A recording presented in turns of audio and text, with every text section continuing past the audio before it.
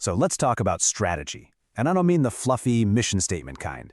I'm talking about the kind that actually wins, the kind that looks at the entire chessboard, really understands the landscape, and then makes that one decisive move. Today, we're going to dive into how to get beyond just gut feel and build a clear, actionable plan using a really powerful visual tool. But first, ask yourself this, and be honest. When your company makes a big strategic move, is it truly based on a deep, shared understanding of the competitive landscape?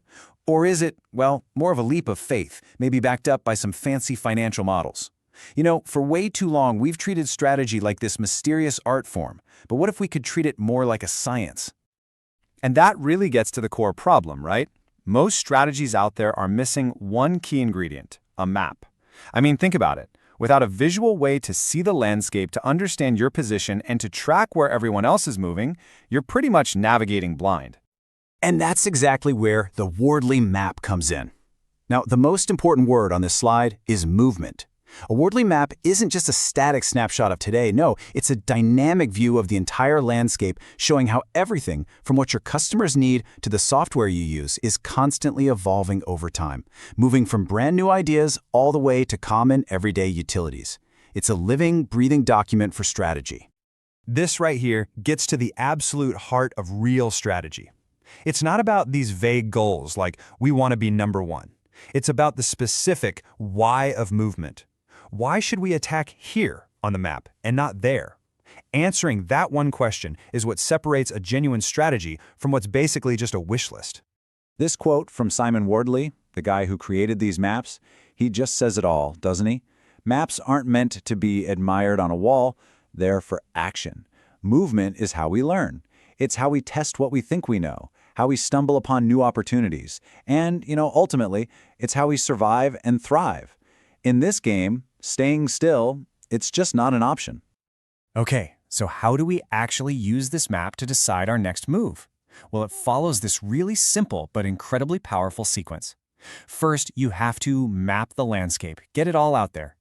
Second, you orient yourself on that map. Where are we, really?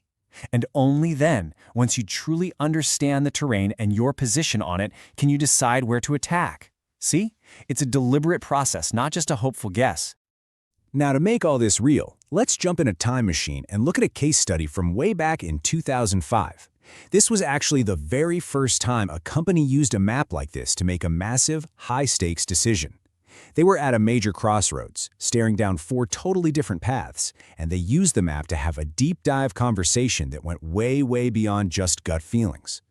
So their first option, well, it was the seemingly safe bet.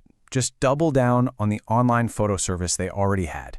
Now, I want you to imagine you're in the room for this meeting. This is the business you know, right? You've got customers you understand. It feels comfortable, predictable. But the map was about to reveal a much more complicated story. And this just brilliantly shows you the power of mapping. Because, yeah, it was an existing business, but the map showed it was also in decline, already losing ground to competitors like Flickr. And even worse, it was in direct conflict with a service from their own parent company. That created this political nightmare where making their own public service better could actually damage the relationship with their parent.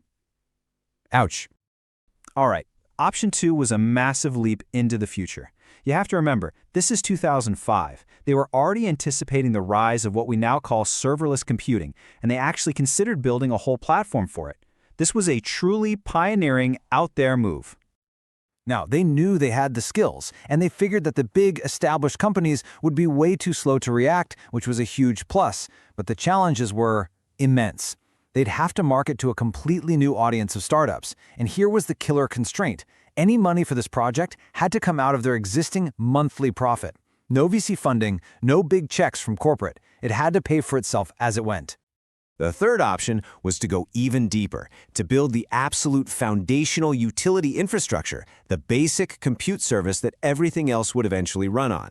You can think of it like deciding to build the entire electrical grid for the coming cloud revolution. But this path was just fraught with peril. They didn't have the money. It was going to create a political firestorm with another one of their parent company's partners. They absolutely expected Google to enter the market with overwhelming force. And, oh yeah, to top it all off, their own team was resistant to the change. This was literally a battle on every single front. And finally, there is the fourth option. Just wait. Let someone else, probably Google, build that expensive, complicated infrastructure and then come in later and build something new and clever on top of it. It's a more reactive strategy, but maybe less risky. The upside was pretty clear. It would cost a lot less, and they had the agile skills to pull it off. But the downside, well, it was a total gamble in the dark against a whole crowd of other companies that were probably thinking the exact same thing. It meant giving up that pioneering position and just adopting a wait-and-see attitude, basically hoping to get lucky. Now, seeing all four of these options laid out like this, the map completely transformed their conversation. It stopped being about opinions and became this rich discussion of position, movement, and real risk. So what did they do? Well, despite all those insane challenges, they chose option 3, to build the utility infrastructure. They bet on themselves. And that project became the foundation for Amazon Web Services. The map didn't just clarify their choices, it guided them toward building a trillion-dollar business. This kind of strategic thinking feels so modern, so cutting edge, but its principles are absolutely timeless. In fact, to really get the power of understanding the landscape, we have to look back centuries, from Simon Wardley all the way back to Sun Tzu. And here it is. This is the aha moment.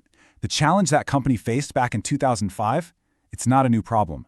For literally millennia, the single most important factor in any strategy, whether it's in a battle or in a boardroom, has been a deep, fundamental understanding of the landscape.